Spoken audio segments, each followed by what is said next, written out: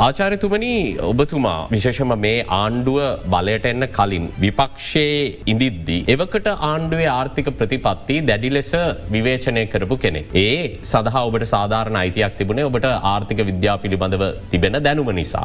නමුත් මේ වෙද්දී අපි දන්න තරමින් මේ ආණ්ඩුවේ ආර්ථිකය සම්බන්ධයෙන් තීන්දුව තීරණ ගන්න යාන්ත්‍රණයේ කොටසකටවත් ඔබ ගෑවිලාවත් නැහැ කියලා එක තමයි අපි දන්නේ. එතකොට විපක්ෂයේ ඉඳිද්දී ඒ ආණ්ඩුවට ගහන්න පාවිච්චි කරපු ආර්ථික දැනුම වර්තමාන ආණ්ඩුව තුළ ආර්ථික අර්බුදයක් විසඳගන්න පාවිච්චි කරන්න නැත්තේ ඇයි එහෙම පාවිච්චි කරන්න නෑ නේද? ඔබ කිව්වදේ හරි. මොකද අපි විපක්ෂයේ ඉන්න කාලේ ඒ කාලේ අපිට හුඟක් අය හිටියේ නෑනේ. විශේෂයෙන්ම 2015 ඉඳන් 2016 17 18 කාලේ වෙනකොට බොහොම කීප දෙනෙක් විතරයි වලකට විපක්ෂයේ වෙනුවෙන් පෙනී සිටියේ. එතනදී ආර්ථිකය සම්බන්ධයෙන් මම සෑහෙන කතා කරා, පත්තරවලට ලිව්වා, ප්‍රෙස් කොන්ෆරන්ස් තිබ්බා, බොහොම වැඩ කොටසක් කරා. ඊට පස්සේ අපේ ප්‍රතිපත්ති ප්‍රකාශය හදනකොට ආර්ථිකයේ පැත්තෙන් මම හිතන්නේ වැඩිම දායකත්වයක් දැක්ුවේ ප්‍රතිපත්ති ප්‍රකාශය සෑදීම. මේ ප්‍රතිපත්ති ප්‍රකාශය සෑදුවට පස්සේ ඉතින් ආණ්ඩුව වෙනස් වුණා. අලුත් ආණ්ඩුවක් බලයට ආවා. ඊට පස්සේ රජයේ වගකීම් බෙදලා දෙනවානේ. විවිධ වගකීම් නේද? ඒක මුලින්ම සාමාන්‍ය රජයේ විධායකයෙ වෙන්නේ ජනාධිපතිතුමා සහ ජනාධිපතිතුමාගේ වගකීම් බෙදලා දෙන කැබිනට් මණ්ඩලය. ඇත්තම ආණ්ඩුව කියලා කියන්නේ එතන. ඊට පස්සේ එතනින් පිට ඉන්නවා රාජ්‍ය අමාත්‍යවරු සහ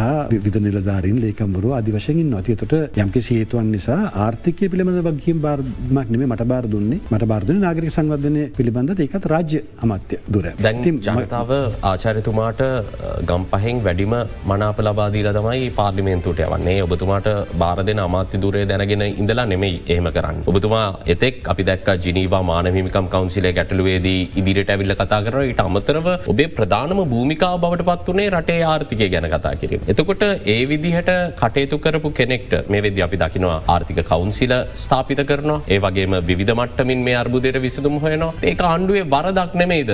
මේ විදිහට ආණ්ඩුවේ ප්‍රතිපත්ති සම්බන්ධයෙන් සාකච්ඡා කරපු අය ඡන්දෙට කලින් ඡන්දෙට පස්සේ වැඩ කරන්නේ ජනතාව ඒ අනුමැතිය දීපු අය නෙමෙයි. ඒක වරදක්ද නැද්ද කියලා මම දන්නේ නැහැ. සමහරට අපිට වඩා දක්ෂ අය ගාව ඉන්නවා කියලා ඒ වෙලාවට ඒගොල්ලෝ හිතන්නේ නැති තාමත් හිතනවා ඇති. දැන් අපි විශාල බාහිර ශේෂයේ හිඟයක ඉන්නවා. කොවිඩ් වසංගතය මේ තත්ත්වය තවදුරටත් තීව්‍ර කරා. අපි හැමදාම ණය වලින් ගොඩ ගිය රටක් විදියට අපිට කොවිඩ් වසංගතයත් එක්ක ණය ගැනීම ඉතාම අපහසු වුණා. ඔබතුමා කොහොමද මේ අර්බුදය කියවන්නේ? අපි අද මේ මුහුණ පා සිටින අර්බුදයට අපි ඉතිහාසයේ ඉඳන්ම හේතු සාධකයන් පෙන්වනවා බොහෝ විට දැක්කා. ඔබතුමාගේ ප්‍රවේශය මොකද්ද මේ අර්බුදයට? ප්‍රධාන වශයෙන්ම කරුණු දෙකක් තිබෙනවානේ. ඔබ කිව්වාගේ අපි නැවත නැවත කතා කරලා තියෙනවා. මම දන්නේ ජනතා මුතන් දුරමික තීරුම් ගන්න තියෙනවද කියලා. එකක් තමයි කාලාන්තරයක් තිස්සේ ගොඩනැගිච්ච අර්බුදය.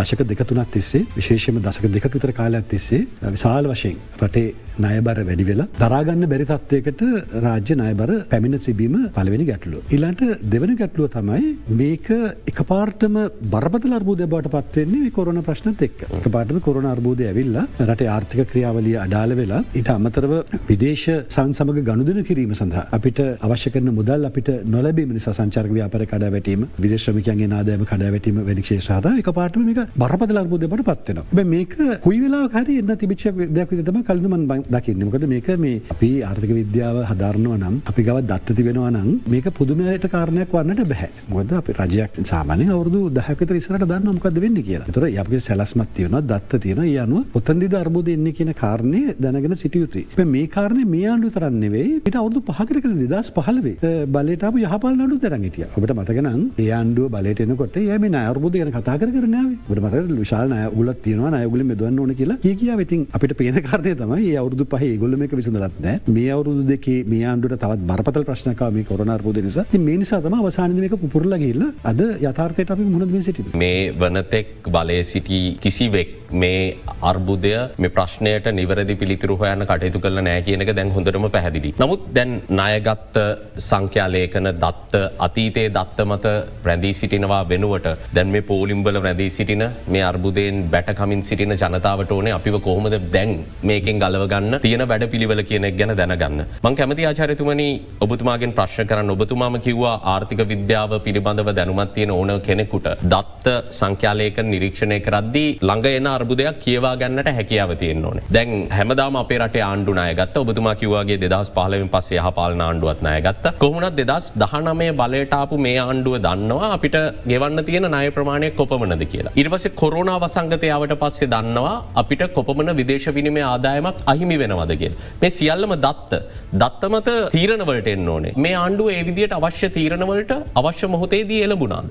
සමහර විට මම මේක මීට කලිනුත් කියලා තියෙනවා. දැන් අපිට අවුරුදු 2ක කාලයක් ගත වුණානේ. මේ අවුරුදු 2ක කාලය තුළ සමහර විට ගත යුතු යම් තීන්දුව මීට පෙර ගත යුතු තිබුණා කියන කාරණය මම මීට කලිනුත් කියලා තියෙනවා. මම ඒක අදත් කියනවා. හැබැයි එකෙන් මහා විශාල වෙනසක් සිද්ධ වෙන තිබුණා කියලා මම හිතන්නේ නැහැ. මොකද ලිදට දැන් වැටිලා ඉවරයි. කවුරු හරි ලිදට තල්ලු කළ දැම්මට පස්සේ කලිනු උඩ ඉඳගෙන ඇයික්මට ගොඩ එන්නේ නැත්තේ කියලා කෑ ගහලා වැඩක් නැහැ. කොයිල හරි ගොඩ එන්න ඕන කියලා ලිදේ වැටිච්ච මිනිහක් දන්නවා. හැබැයි ලිදට තල්ලු කරන්න හේතු වෙච්ච කාරණාත් ගොඩක් තිබ්බනේ. ඉන්නේ වගේ අර්බුදයක තමයි අපි දැන් ඉන්නේ. ඒ නිසා ඔබේ ප්‍රශ්නයට මම නැවතත් උත්තර දුන්නොත් යම් දේවල් අපි මීට කලින් කළ යුතු තිබුණා. හැබැයි එහෙම කරා කියලා ලොකු වෙනසක් මේ අද තියෙන තත්ත්වයේ ඇති වෙයි කියලා මම හිතන්නේ නැහැ. මොකද අපි අද කරන දේවල් මම හිතන්නේ අපිට ප්‍රතිඵල දකින්න පුළුවන් වෙන තව අවුරුද්දකින් දෙකක. යන්නේ ඒ ප්‍රමාදය නම් අපිට මග හරවා ගන්නට තිබුණා. 2020 දී කොරෝනා වසංගතයත් එක්ක රට වසා දමා අපි ඒ රෝගයට ප්‍රතිකර්ම හොයන්න කටයුතු කරද්දී රාජ්‍ය ආදායම විශාල වශයෙන් කඩා වැටීමට ලක්වීම බොහොම ස්වභාවිකයි.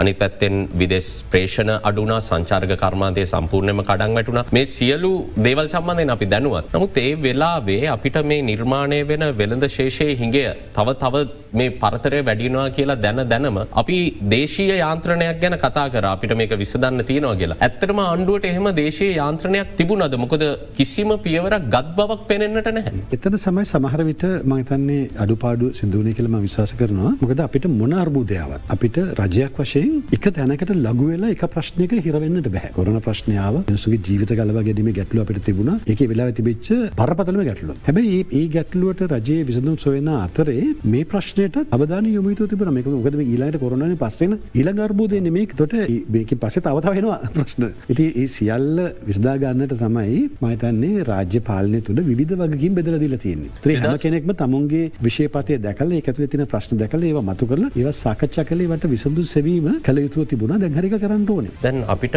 ගෙවන්න තිබ්බ ණය ප්‍රමාණය ගැන පැහැදිලි අවබෝධයක් තිබ්බ. දැන් මේ වර්ෂය ගත්තත් අපි ඩොලර් බිලියන 6කට වැඩි ණය ප්‍රමාණයක් අපිට තවදුරටත් ගෙවන්න තියෙනවා. නමුත් අපේ ආදායම් අඩුවීමත් එක්ක මේ ගෙවන්න ඉතාම අපහසුයි කියලා ඕනෑම කෙනෙකුට සරලව තේරෙනවා. අපි අකණ්ඩව ණය ගෙව්වා. අපි අකණ්ඩව ණය ගෙවමින් අපි කිව්වා අපිට ණය ගෙවන්න පුළුවන් කියලා. මහ බැංකුවේ ස්ථාවරය වුණේ එයයි. නමුත් මේ පෝලිම් නිර්මාණය වීම, ණය ගෙවීම සඳහා මුදල් වැය කරමින් අපිට අත්‍යවශ්‍ය භාණ්ඩ ගෙන්වා ගැනීමට පවා අපහසුතාවයක් එනවා කියන අර්බුදය කියවා නොගැනීම සම්බන්ධයෙන් මේ ආණ්ඩුව වගකීම් බාරගත යුතු නැද්ද?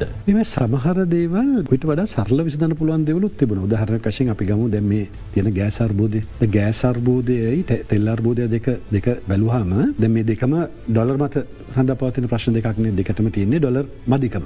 තෙල් ගන්න ඩොලර් මදිකම, ගෑස් ගන්න තියෙන ඩොලර් මදිකම. එතකොට මේ දෙකට යන මුදල් වියදම දෙක සංසන්දනය කරලා බැලුවාම ගෑස් සම්බන්ධයෙන් අවශ්‍ය කරන මුදල් ප්‍රමාණය අර තෙල් සම්බන්ධයෙන් අවශ්‍ය කරන මුදල් ප්‍රමාණයට වඩා අඩුයි. ඒතර ඒක සමහර විට රට තුලින්ම රට ඇතුළේම තියෙන සමහරට ආනයනය අපනයනය කරන රටවල් සමාගම් කතා කරලා විසඳා ගන්නට පුළුවන් ප්‍රශ්න. අතන දැන් විසඳාගෙන තියෙන්නේ ඒ විදිහට තමයි. ඉතින් මේ වගේ සමහර දේවල් අර ප්‍රායෝගිකව ක්‍රියාත්මක කිරීමේදී රජයමත් නෙවෙයි අදාළ සියලු දෙනාගේම තියෙන යම් ප්‍රමාදයන් නිසා ප්‍රමාද වෙච්ච කරුණුත් තිබුණා. මේ අත්‍යවශ්‍ය භාණ්ඩ ගෙන්වා ගැනීම සම්බන්ධයෙන් නැති වෙලා තියෙන අපි දැක්කා දැන් ඩොලර් මිලියන 40ක් නැතුව අපි ඩීසල් නැවක් ගොඩවා ගන්න බැරුව ඉන්නවා. ඩොලර් මිලියන 40ක් කියලා කියන්නේ මම හිතන්නේ රටක ආර්ථිකයක් එක්ක බලද්දී මේ පමණ අර්බුදයක් විය යුතු නෑ. නමුත් අද අපි ඒ තත්ත්වයට පත් වෙලා තියෙනවා. එතකොට මේ පෝලිම් නිර්මාණය වීම, මේ විශාල වශයෙන් භාණ්ඩ හිඟයක් නිර්මාණය වීම, මේ සියල්ලම අතීතයේ ඉඳන් වෙච්ච වැරදි කියලා ලඝු කරන්න පුළුවන්ද? මේ තත්ත්වයට පත්වීම සම්බන්ධයෙන් වර්තමාන ආණ්ඩුව නෙමේද වගකීම් බාර ගන්න? ඒක තමයි මම කවුද මම හිතන්නේ කාතකට අපි වර්තමාන ආණ්ඩුවට අසාධාරණයක් කරනවා. අපි දිගින් දිගටම මේ සියලු ප්‍රශ්නේ වර්තමාන ආණ්ඩුවට ලඝු කරන්න යන එක. මොකද අපි අමතක කරන්න හොඳ නැහැ. මේ වර්තමාන ආණ්ඩුව වැටුණ අර්බුදය ඔවුන්ටත් වළක්වා ගන්න පුළුවන් දෙයක් නෙවෙයි. මොකද තිබිච්ච තත්ත්වය දැන් 2019 වර්තමාන ආණ්ඩුව බලයට එනකොට අපේ තිබුණ විදේශ සංචිත තිබුණේ ඩොලර් බිලියන 7.9යි නේ. එතකොට අපි එතනින් පස්සේ වියදම් රටේ වියදම් කරගෙන ගන්න නම් අපිට වියදමට වඩා ආදායමක් තියෙනවා ඩොලර්. එතකොට ඩොලර් වලින් මේ අපිට අපි ගෙවීම් කරන්න පුළුවන් වෙන්න ඕනේ. එහෙම නැත්නම් අපිට ණයට ගන්න පුළුවන් වෙනවා. නමුත් අපිට ඒ වෙලේ තිබිච්ච වෙළඳ පරතරය බලන්න ඩොලර් බිලියන 10ක වෙළඳ පරතරයක් හැම අවුරුද්දම. ඒතර අවුරුදු දෙකකට ඩොලර් බිලියන 20ක පරතරයක් හැදෙනවා. මේ ඩොලර් බිලියන 20 පරතරය පියවා ගත්තේ ඉස්සර සංචාරක ව්‍යාපාරය සහ විදේශ ශ්‍රමිකයන්ගේ ආදායම. එතකොට දැන් මං කියන්නේ මේ ඩොලර් එන්නේ කොහෙන්ද කියලා. ඩොලර් එන්නේ අපනයන ආදායමෙන්. එතකොට ආනයන අපනයන වෙනස ඩොලර් බිලියන 10 නම් අවුරුද්දට 20 වසරේ 21 වසරේ දෙක ගත්තාම ඩොලර් බිලියන 20ක පරතරයක් එතන හැදෙනවා. එතකොට ඒ පරතරය හැමදාම අපි පියව ගත්තේ පහුගිය කාලේ පහුගිය අවුරුදු 5ම ගත්තාම සංචාරක ව්‍යාපාරයෙන් සහ විදේශ ශ්‍රමිකයන්ගෙන් සහ ඔය IT වගේ අනික සේවා වලින් එන ඩොලර්. එතන ඩොලර් බිලියන 10ක විතර සාමාන්‍යයෙන් ආවා. එතකොට ඔක ගැට ගහගෙන එදා වෙල ගැට ගහගෙන යන්න පුළුවන්කම තිබුණා 2019 පෙර. නමුත් 2019 පස්සේ 20 දෙකේ සංචාර ව්‍යාපාර සම්පූර්ණ නැති වුණානේ. එතකොට සාමාන්‍ය ඩොලර් බිලියන 3ක් විතර අවුරුද්දකට නැති වෙනවා. දෙක වැඩි කරාම ඩොලර් බිලියන 6ක් එතන නැති වෙනවා. එතකොට මේ ඩොලර් බිලියන 6 අමතරව තිබුණා ඩොලර් බිලියන 11ක ණය ගෙවන්න. ඒ ඩොලර් බිලියන 11ම අපිට නොගෙවා බැරි ණය. ඒතර ඒකත් එකතු කරාම ඩොලර් බිලියන 17ක් ගෙවන්නට තියෙනවා. අපි ඩොලර් බිලියන 17ක් ගෙවන්නට තිබුණු ආදායමත් අඩු වෙලා. ඒ නිසා මොකද සංචිත තිබුණේ 7.6 නේ. ඉතින් ඒ ටික සම්පූර්ණයෙන්ම නැති වෙලා නැතිබින්ද. මේක මොන හේතුවකින්වත් ආණ්ඩුවට වළක්වා ගන්න බෑ. ආණ්ඩුවට වළක්වා ගන්න තිබිච්ච එකම දේ තමයි කළ හැකි එකම දේ තමයි කල් වේලතුව ගිහිල්ලා කොහෙන් හරි නෑග් ගන්න. කල් වේලතුව ගිහිල්ලා කොහෙන් හරි නෑග් ගන්න. එතකොට තමයි සමහර තර්ක කරන මේක IMF ට කලින් යන තිබ්බද නැත්ද කියන තර්කය එන්නේ ඒ නිසා. ඒ හැර වෙන කිසිම විසඳුමක් ඒ වෙලාවේ තිබුණේ නෑ. ඔබතුමාගේ මම පෞද්ගලික ප්‍රශ්න කරොත් මේක ඔබතුමාගේ පෞද්ගලික මතය. අපි 2020ේම ජාත්‍යන්තර මූල්‍ය අරමුදලට ගිහිල්ලා මේ තත්ත්වය දුරදිග තියා දැකලා උන්ගේ සහාය 2020 දී ලබා ගන්න කටයුතු කරා නම් විසඳන්න තියෙන අර්බුදය මීට වඩා කුඩා එකක් නේද? ඒකේ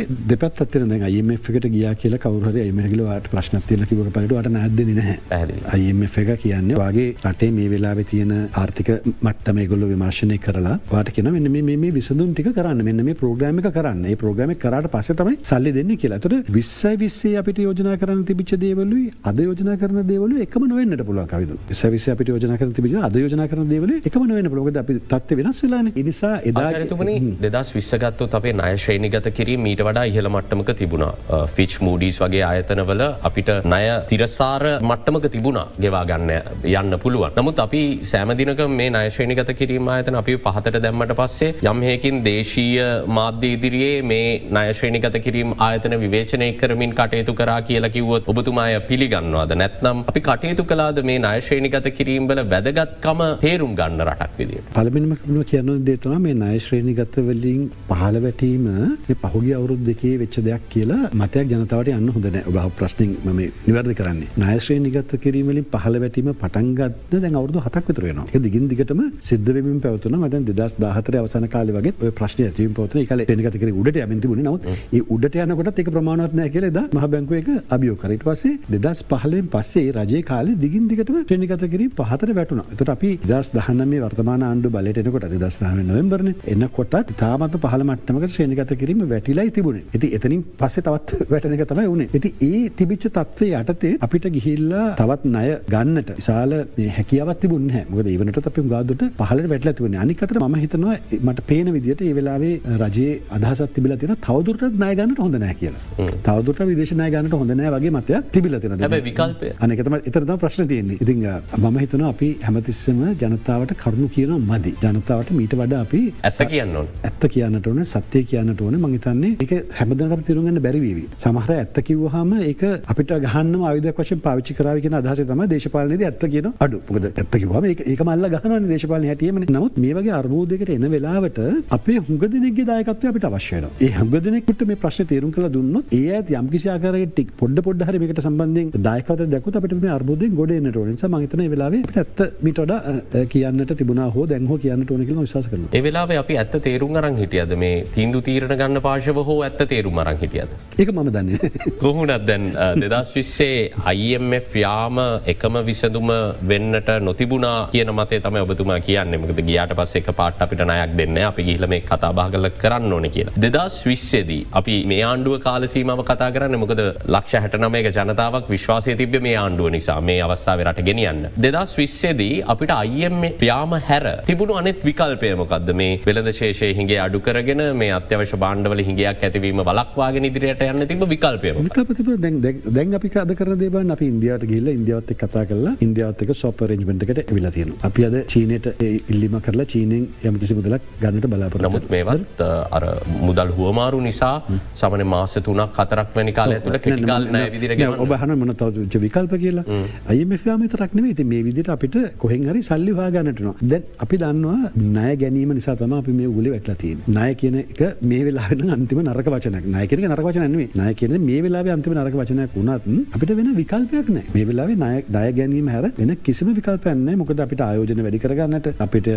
අපනයන වැඩි කරගන්න බෑනේ. අවුරුද්දක් ඇතුළත අවුරුද්දක් ඇතුළත බෑ. ඒකට කාලයක් ගත වෙනවා. ඉතින් ඒ නිසා මේ ණය ගැනීම එකම විකල්පේ නම් මේක කළ යුත්තේ අදද ගිය අවුරුද්දද ඊට කලින් අවුරුද්දද කියන දේ අපිට මේ සමහරවිට සාකච්ඡා කරන්න පුළුවන් අභියෝගයට ලක් කරන්න පුළුවන් කාරණා තමයි. දැන් අද අපි තියෙන තත්ත්වය බැලුවොත් ජාත්‍යන්තර මූල්‍ය අරමුදලේ සහයෝගය ලබා ගැනීමට සූදානමින් සිටින බවට ආණ්ඩුවෙන් යම් යම් ප්‍රකාශ නිකුත් වෙනවා. ඒ වගේම අපි දැක්කා උපදේශය ලබා දීම සඳහා ජාත්‍යන්තර නීති උපදේශක සමාගමකුත් පත් කරනවා. මේක බොහෝ විට බොහෝ අය තේරුම් ගන්නවා සංඥාවක් විදිහට අපි මේ ණය ප්‍රතිව්‍යුහගත කර ගැනීමේ වැඩසටහනකට යන්නට සූදානම් වෙනවාද කියන කාරණය සම්බන්ධයෙන්. ඔබතුමා විශ්වාස කරන්නේ දැන් අපි ජාත්‍යන්තර මූල්‍ය අරමුදලට ගියොත් මේ අර්බුදය විසඳන්න එය මොන වගේ විදියට ඉවහල් වේවි? මෙහෙම දැන් මම ඔබට විනාඩියකට කලින් කිව්වා අපිට IMF එකකින් විතරක් නෙවෙයි වෙන වෙන ක්‍රමවලින් ණය කතා කරන්න තිබුණා කියලා. අපි ඉන්දියාවට කතා කරනවා වගේ චීනට කතා කරනවා වගේ තවත් රටවලට තවත් ආයතන වලට කතා කරන්න තිබුණා කියලා. හැබැයි අපි IMF එකත් සමග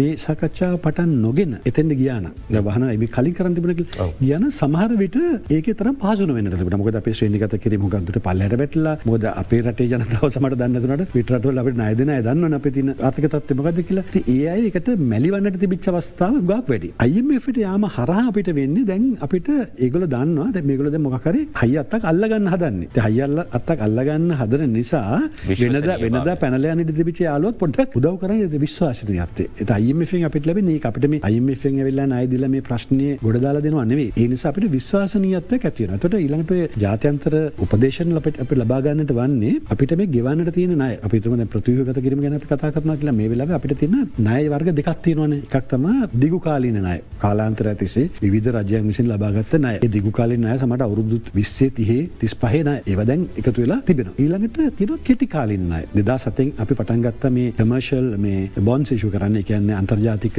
ස්වෛරී බැඳුම් කර ඉෂු කරනවා කියලා කියන්නේ කෙටි කාලීන ණය. අවුරුදු 5ක් හරි 10ක් ඇතුළත ගෙවන්න ඕන ණය. මේවා තමයි භයානක ණය. දැන් අපි ඒවා ගෙවන්න පටන් ගන්න තියෙන්නේ. දැන් ටිකින් ටික වැඩි වෙලා ඒවා ගෙවන කාලේ ඇවිල්ලා තියෙනවා. දැන් ජූනි මාසේ බිලියනයක්වත් තියෙනවා. විශාල මුදලක් එනවා. ඒ කියන්නේ අපි 2007 ඉඳන් පටන් අරගෙන 2014 වෙනකන් ඩොලර් බිලියන 5ක් අන්තර්ජාතික ස්වෛරී බැඳුම් කර නිකුත් කරලා තිබුණා. ඊට පස්සේ ඊළඟ ආණ්ඩුව ඇවිල්ලා ඩොලර් බිලියන $0.5ක් ගත්තා අලුතෙන්. ඒතර දැන් මේ සියල්ලම දැන් මේ අවුරුදු 5 10 කාලය ඇතුළත ගෙවන්න සිදුලා තියෙනවා. දැන් මේවා ප්‍රතිව්‍යුහගත කරන එක ලේසි වැඩක් නෙවෙයි. මොකද ස්වෛරී බැඳුම් කරගන්නේ කවුද කියලාවත් අපි දන්නේ. අපි වෙළඳ පොළට ගිහිල්ලා ණය හිමියා කවුද කියලා දන්නේ. අපි වෙනත් රටකින් හරි ආයතනයක හරි අපි ණය ගත්තොත් අපි දන්න ණය ගත්තේ කාගෙන්ද කියලා. ඒතර අපිට යාගට ගිහිල්ලා කතා කරලා සාකච්ඡා කරලා අපිට ප්‍රශ්නයක් තියෙනවා කියලා ඒක විසඳ ගන්නට පුළුවන්. නමුත් ස්වෛරී බැඳුම් කරක් කියන එක අපි දන්නේ කාගෙන්ද අරන් තියෙන්නේ කියලා. ඒතර ඒක ලෝකයේ නීති පද්ධතියකට යටත්ව විශ්වාසයේ මත රජය විසින් ගත්ත ණය. ඒ කියන්නේ ස්වෛරී බැඳුම් කර කියලා කියන්නේ රජයේ ගත්ත ණයක් නම් රජයේ වගකීමක් දරනවා මේ ණය ගෙවනවා කියලා. ඒතර ණය ගෙවන්න තියෙන වෙලාව අපි දැන් ඩොලර් බිලියනයක් ජූනි මාසේ ගෙවන්න තියෙනවා. දැන් ඒ ඩොලර් බිලියන ස්වෛරී බැඳුම් කරයක්. දැන් ඒක අපි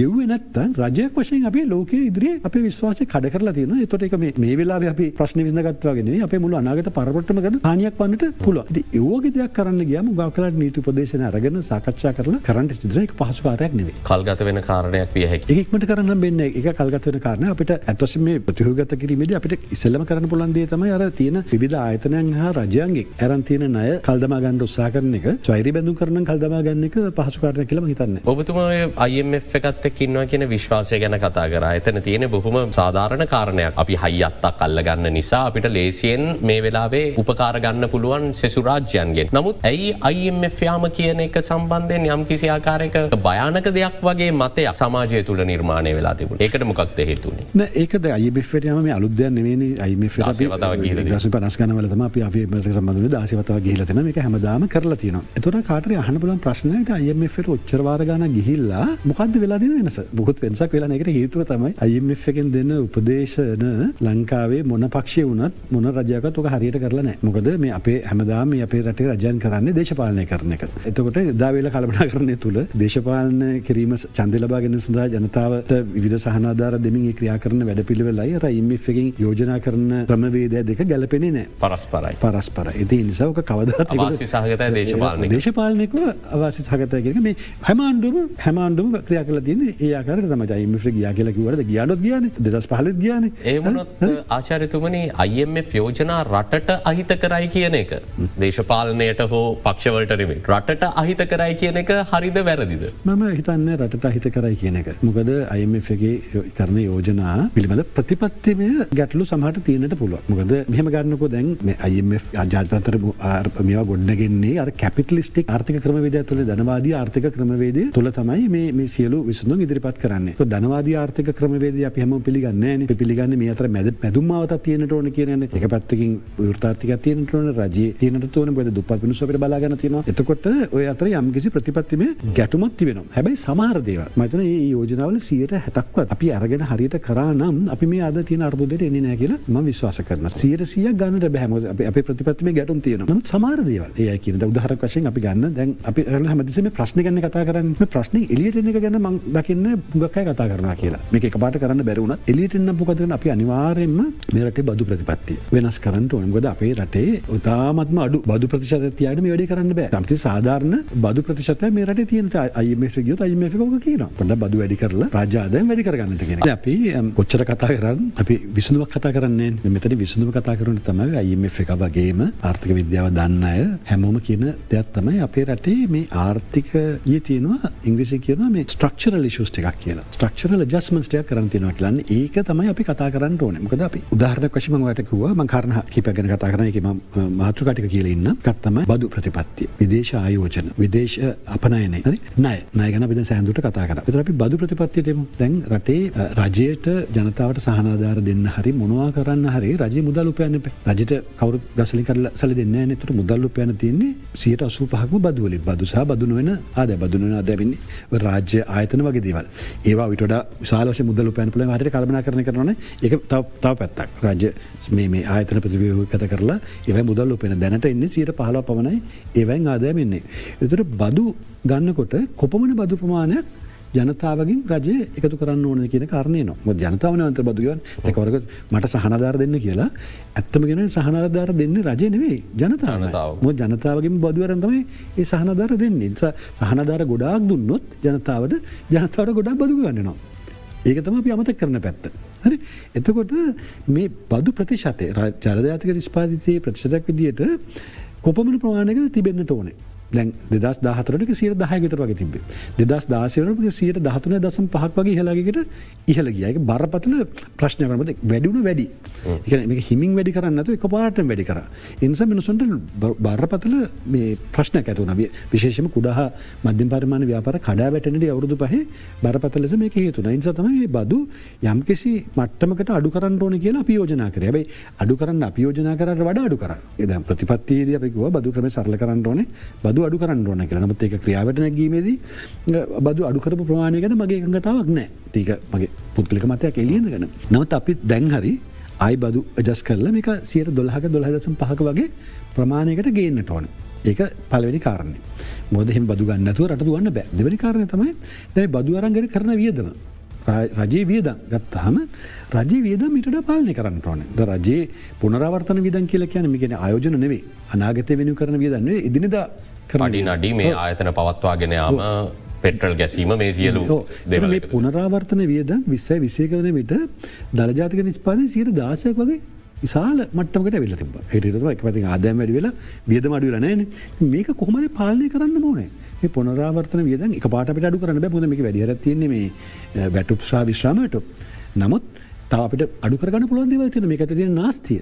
දැන් උතනදී රාජ්‍ය ආයතන ප්‍රතිව්‍යුහගත කිරීම වගේ යෝජනා එනවා. නැත්නම් පාඩු ලබන රාජ්‍ය ආයතන පෞද්ගලික අංශය සමග එක්ව සංවර්ධනය කිරීම වගේ යෝජනා එනවා. එතනදී වෘත්තීය සමිති නැගී සිටීම සිදු වෙනවා. මේවා පාවා දෙනවා කියලා එල්ල වෙන චෝදනාව එල්ල වෙනවා.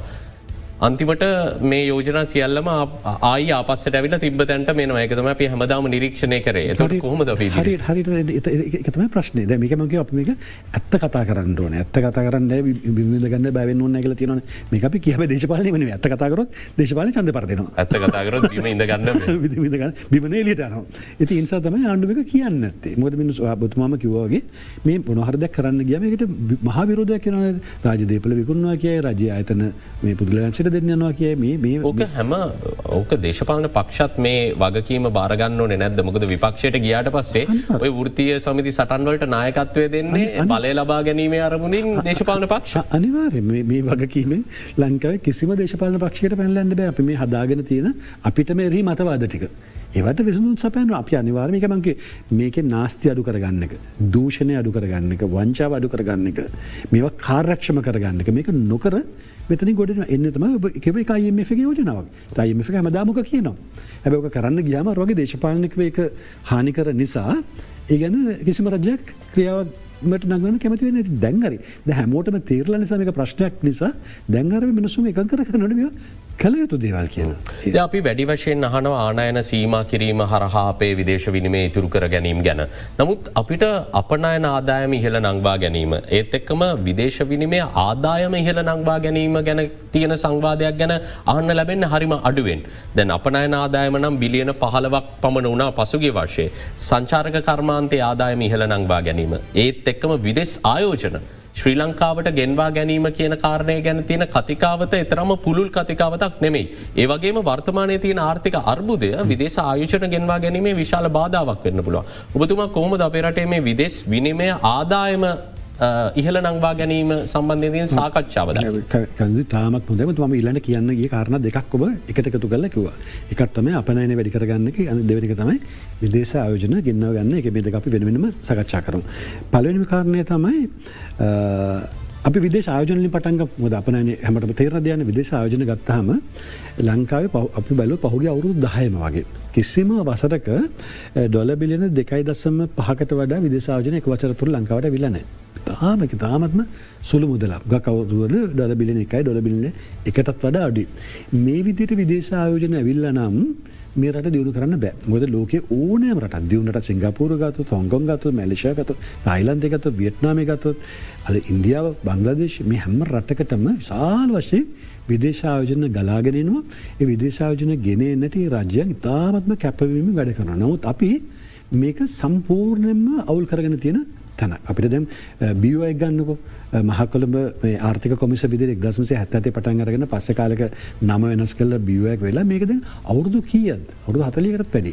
නමුත් අපි අදත් මේ විදේශ ආයෝජන නැතුව ඉන්නදී අපි මේක රාජ්‍ය මට්ටමේ මේක ප්‍රශ්නයක් විදිහට තේරුම් ගන්නට ඕනේ. ඇයි අපිට මේ විදේශ ආයෝජන ගේන්න බැරි? එක පැත්තකින් අපි අපේ රට ඇතුළේම තියෙන විදේශ ආයෝජන වලට තියෙන මතවාද, එරෙහි තියෙන මතවාද.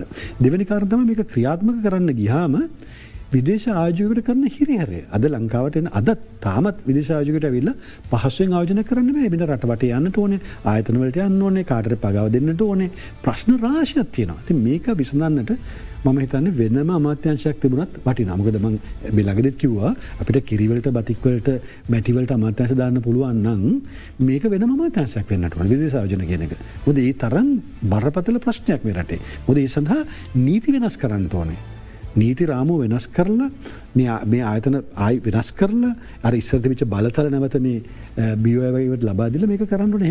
එහෙම කරලා විදේශ ආයෝජන ගෙනාවොත් අපිට මේ තත්ත්වයන් ගොඩට විසඳන්න පුළුවන්. මොකද අපි දන්න ප්‍රශ්නේ ඩොලර් බිලියන 7ක්. ඩොලර් බිලියන 7 එක අවුරුද්දෙන් ගෙන්න පුළුවන් නේ.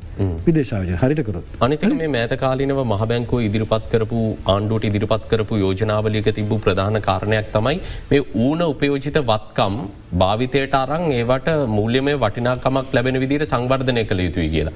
අපි දැක්ක අන්තිම කාලේ මේ ඌන උපයෝජිත ගොඩනැගිලි යම්කිසි ආකාරයකට විදේශ ආයෝජකයන්ට ලබා දෙනවා, මේවා විකුණන්න සූදානමක් තියෙනවා කියලා විශාල චෝදනාවක් එල්ල වුණා. දැන් අපි කොහොමද මෙතන වෙනස තේරුම් ගන්න ඕනේ? ඌන උපයෝජිත වත්කම් ආයෝජනය කිරීම, ඒත් එක්කම අපේ රටට අයිති මේ සම්පත් විකිණීම, මේ දෙකේ වෙනස මොකද්ද? මේ කාරණය කොයිතරම් වැදගත්ද?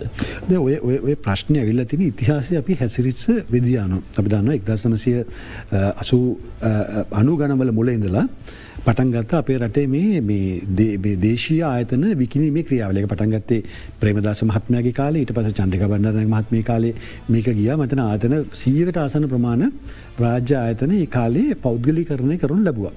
හැබැයි පෞද්ගලීකරණය කරලා සාර්ථක වුණේ තාමත්ම අල්ප ප්‍රමාණයක් පමණයි. මොකද ඒකට හේතුව තමයි පෞද්ගලීකරණ ක්‍රියාවලිය තුල තිබිච්ච ආයතා කටයුතු. ගක් වෙලාවක තමුන්ගේ හිතවතුන්ට ඒ සම්පත් ටික කොල්ලකා ගන්නට ඒක පෞද්ගලීකරණය කරා මිස ඒ ආයතන ගත්ත අය ඒ ව්‍යාපාර ගොඩනංවන්නට කටයුතු කරේ නැහැ. ඒ නිසා මිනිසුන්ගේ ඔළුවට මතයක් ගිහලා තියෙනවා මේ පෞද්ගලීකරණය කරලා කියන්නේ මහා වංචාවක් කියන කාරණය. ඒකට ඒකාතකට වරදක් කියන්න බෑ. මොකද ඉතිහාසයේ සාක්ෂි දෙනවා පෞද්ගලීකරණය කියලා හුඟක් දුර කරේ බොරුවක්. රාජ්‍ය දේපල කොල්ල කෑමක් තමයි කරේ කියන්නේ. හැබැයි ඒ අතරේ හරියට කරපු දේවලුත් තියෙනවා. උදාහරණයක් වශයෙන් අපි ගන්න ශ්‍රී ලංකා ටෙලිකොම්. තාමත්ම සාර්ථකව කෙරෙච්ච ව්‍යාපෘතය වගේ හොඳ උදාහරණක් තිබෙනවා. අපි කළ යුත්තේ අර නරක දේවල් දිහා බලලා මේ පෞද්ගලීකරණය වැරදි රාජ්‍යාංශයේ ප්‍රතිවගත කිරීම වැරදි කියලා කියන එක නෙවෙයි. මේක හරියට කරන්න කියලා රජයට බල කරන. ඒ කියන්නේ සම්පූර්ණ ඒ ගැන සොයා බලන්න කමිටුවක් හරි දාලා මේක නිවැරදිව කරනවාද කියලා බලලා මේක ප්‍රතිවගත කරගත්තේ නැත්නම් ඔබ මේ සාකච්ඡාවේදී ඕන තරම් ඇවිල්ලා පෙන්ලා දීලාදී මොනතරම් විශාල අලාභයක් වාර්ෂිකව මේ ආයතන රට කරනවද කියන එක. ඌන උපයෝජිත වත්කම් අලෙවි කිරීම කියන යෝජනාව මහ බැංකුවේ ඔබතුමා කොහොමද දකින්නේ? ඒ අපි මේ වෙලාවේ කළ යුතු දෙයක්ද? අවතන අලෙවිකරණ කියන වචනේ නෙවෙයි අවුල මුදල් බවට පත් කරගත යුතුයි කියන යෝජනාව තමයි ඉදිරිපත් වුනේ. නෑ එතනම එතන කාරණා කීපයක් තියෙනවා. එකක් තමයි පෞද්ගලීකරණය කරන එක. සමහර දේවල් අපිට තියාගන්නම ඉඳලා වැඩක් නැත්තම් ඒක ව්‍යාපාරයක් වශයෙන් කරන්නත් බැරි නම් ඒව අලෙවි කරන්න ඕන කියන එක වෙන්නේ නැති මහ බැංකුවේ සමහරට කියන්නට ඇත්තේ. නමුත් උගාදුරට කළ යුත්තේ මේවා කාර්යක්ෂම ඔබ නාගරික සංවර්ධන රාජ්‍ය අමාත්‍යවරයා විදියට ඔබට ඍජුවම සම්බන්ධ මේ බොහෝ ගොඩනැගිලි ගත්තොත් ආයතන ගත්තොත් ඔබතුමාගේ නාගරික සංවර්ධන අධිකාරිය යටතේ තියෙන. මම නම් හිතන්නේ මේ විකුණනවා කියන දෙයට අපි යන්නට ඕන කියලා. අපි කරන්න ඕනේ ඒවා ලාභ උපයන පුළුවන් ව්‍යාපාර බවට පත් කරන එක. ඒ ලාභ උපයන පුළුවන් ව්‍යාපාර බවට පත් කරනකොට ඒ ව්‍යාපාර කළමනාකරණය කරන්න පුළුවන් පිරිසක අපි ඇතුළට ගේන්න ඕනේ. දැන් තුරංග තරඟ පිටිය ගත්තොත් රේස් කෝස් එක අද වෙද්දී ඊටාම ආකර්ශනීය වාණිජ මධ්‍යස්ථානයක් බවට පත් වෙලා තිබුණා. නමුත් කලකට පෙර ගත්තම බොහොම පාළුවට ගිය ගොඩනැගිල්ලක්. දැන් මෙවැනි ආයෝජන ගණනාවක් අපේ රටේ ගොඩනැගිලි ගණනාවක් තියෙනවා නේද? කොළඹ සංවර්ධනය කරද්දී මේ වගේ වාණිජමය වටිනාකමක් ලබා දෙන්න. නේ දැන් මෙතන තුරංග පිටියම උදාහරණයක් වශයෙන් ගත්තනේ. දැන් අපි තුරංග පිටිය ලස්සන්ට හැදුවක් ගොට රාජපක්ෂ මහත්මයාම එක කරේ. මේ අයාලේ ගිහලා තිබිච්ච ගොඩනැගිල්ල කරගෙන ලස්සන්ට හදලා ඒක ව්‍යාපාරිකව පාවිච්චි කරන්න පුළුවන් තැන බවට පත් කරා. ඊට පස්සේ ඒක කළමනාකරණය කරන්න ඕනේ කවුද? මේක රජයේ නිලධාරියෝ කළමනාකරණය කරන්න යනවා නම් කවදාවත් මේක හරියට කරන්න බෑ. මොකද රජයේ නිලධාරිය කියලා කියන්නේ ව්‍යාපාරිකයෙක් නෙවෙයිනේ. රජයේ ඉහළම නිලධාරියෝ ව්‍යාපාර කරන්න බෑ. අනේ එතනයි අපි වරද්දාගන්නේ. මේක ඊට පස්සේ ව්‍යාපාරය කරගෙන යාම අපි රාජ්‍ය පෞද්ගලික හවුල්කාරීත්වයක් ඉදිරි කරන්නේ. මොකද ව්‍යාපාර කියන්නේ හැකියාව තියෙන පෞද්ගලිකාංශයට. අපි හැබැයි දෙගොල්ලෝ එකට එකතු වෙලා මේ වැඩේ කරන්න ඕනේ. මම විකුණනවා කියන වචෙන්ට වැරදි අකමැති අර අපේ පරණ මේ අත්දැකීම නිසා මේ දේපල කවුරු හරි කාටරේ විකුණලා දෙන එක නෙවෙයි අපි කරන්න ඕනේ. දෙගොල්ලෝ එකට වෙලා රාජ්‍ය පෞද්ගලික හවුල් ව්‍යාපාර විදියට මේක කළමනාකරණය කරන්නට නෑ. හැබැයි මේ පෞද්ගලිකාංශයෙන් එන කළමනාකාරීත්වයේ නිදහස ඒක කරන්නට ඉඩ දෙන්නටත් ඕනේ. අපි මෙන්න මේක කරොත් අපි හුඟක් පින රාජ්‍ය ආයතන වල තියෙන පාඩුව අපිට මගහරවා ගන්නට පුළුවන්. මොකද මම ඒක මේ රාජ්‍ය නිදහස් හතේ මම ශ්‍රී ලංකා රක්ෂණ සම්බන්ධ වුණේ. ඊට පස්සේ මේක රජයට පවරාගත්ත පස්සේ 2009 ඉඳලා මම අවුරුද්දක් විතර ශ්‍රී ලංකා ඉන්ෂුරන්ස් කෝපරේෂන් එක කළමනාකරණය කරා. මම දන්නා මේවා ඒ කාලය තුල තාමත් විශාල වර්ධන අවුරුද්දක් තුල ඇති කරා මේ ආයතනේ.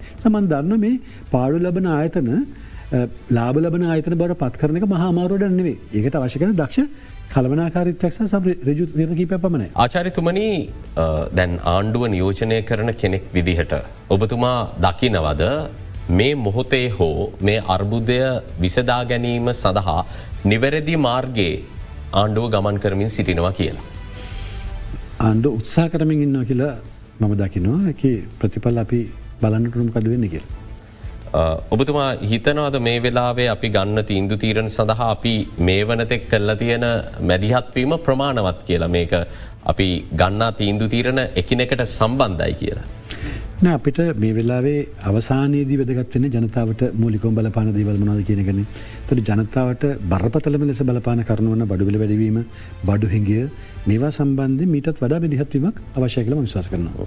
දැන් බඩු මිල ගැන කතා කරද්දී අද ලංකාදීප පුවත්පත වාර්තා කරලා තිබුණා ආහාර ද්‍රව්‍ය මිල තරු පෙන්වයි කියලා ප්‍රධාන සිරස්තලය. මං හිතන්නේ ජනතාවට තරු පෙනිලා තියෙන්නේ බඩු මිල ගැන අපි කතා කරද්දී.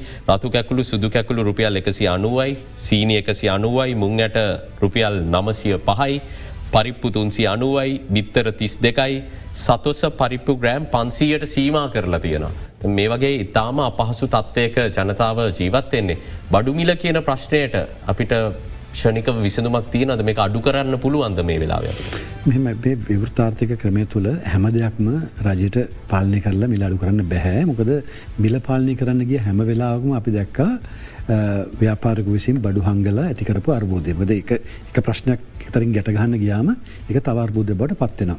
හැබැයි මේ බදු අතර භාණ්ඩ අතර සමහර දේවල් තියෙනවා යම් බදු අඩු කරලා යම්කිසි සහනයක් ලබා දෙන්න පුළුවන්. ඉතින් මේ විදිහට මම හිතනවා රජය තෝරාගත් අඩුගානේ භාණ්ඩ කීපයකටවත් ඒ කියන්නේ ජනතාවට අත්‍යවශ්‍යම දේවල් වලටවත් මේ මිල අඩු කිරීම සඳහා මීට වඩා දෙයක් කරන්න පුළුවන් කියලා උත්සාහ කරන්න ඕන කියලා. මොකද අපිට මම හැමතිස්සෙම දන්නවා රජයට සහනාධාර දෙන්න තියෙන යම්කිසි සීමිත මුදලන්නේ. මේ මුදල තෝරාගෙන ජනතාවට වැඩියෙන්ම බලපාන තැන්වලට යොමු කරනවා නම් සමහර විට සහන ලබා දෙන්න පුළුවන් කියලා මම විශ්වාස කරනවා. මේ වෙද්දී අපේ රටේ පැය 5කට ආසන්න සංඛ්‍යාවක් දෛනික විදුලි කප්පාදුවක් තියෙනවා. මේක පැය 7ක පමණ තිබිලා පැය 5කට අඩු කරගත්තා. නමුත් මේ වෙද්දී ඉදිරියේදී මේක පැය 10ක් දක්වා වැඩිවීමට නියමිතයි කියලා විශේෂම අවුරුදු සමය ලං වුණාට පස්සේ පරිභෝජනය ඉහළ යාමත් සමග අනාවැකි පළ වෙනවා. පැය 10ක විදුලි කප්පාදුවක් පැය 24න් පැය 10ක් විදුලිය නැති වුණොත් ඒ රටේ ආර්ථිකයට මොන වගේ බලපෑමක් එල්ල කරන්නේ? මොකද විදුලිය කියන දේ ආර්ථිකයට මිනිසුන්ට පැත්තෙන් අපහසුකම මොනක් නෙවෙයි ආර්ථිකයට ඍජුවම බලපාන දෙයක් කියන කාරණේ අපි සියලු දෙනාම දන්නවනේ. ඒතර මේ අද තියෙන විදුලි අර්බුදය අත් වශයෙන්ම අපේ මූලාශ්‍ර හොයාගෙන ගියාම ඒක සම්බන්ධ වෙන තෙල් අර්බුදයට. මොකද තෙල් වලින් විදුලිය ජනනය කිරීම කරගන්න බැරි නිසා තමයි මේ ප්‍රශ්නේ ඇති වෙලා තියෙන නිසා දැන් මම හිතන්නේ රජයේ මේ ඉන්දියාවෙනුත් ණය ආධාර ලබාගෙන චීනෙනුත් යම්කිසි ආධාර ලබාගෙන යම්කිසි తాවකාලික විසඳුමක් සොයන්න උත්සාහ කරන වෙලාවේ මම හිතන්නේ මේ තෙල් අර්බුදයට විසඳුමක් සොයලා ඒ හරහා විදුලි අර්බුදයට යම්කිසි විසඳුමක් ලබා දෙන්න හැකියාවක් තිබෙනවා කියලා මම විශ්වාස කරනවා. මම හිතනවා රජය මේ වෙලාවේ කරන්න උත්සාහ කරන්නේත් ඒක කියලා. මොකද ඒක කළ යුතුම කාරණයක්. මොකද ජනතාවට මේ විදිහට දිගටම යන්නට බෑ. නිසා විදුලි අර්බුදය විසඳන්නට තෙල් අර්බුදය පළමුව විසඳාගෙන සිටිය යුතුයි.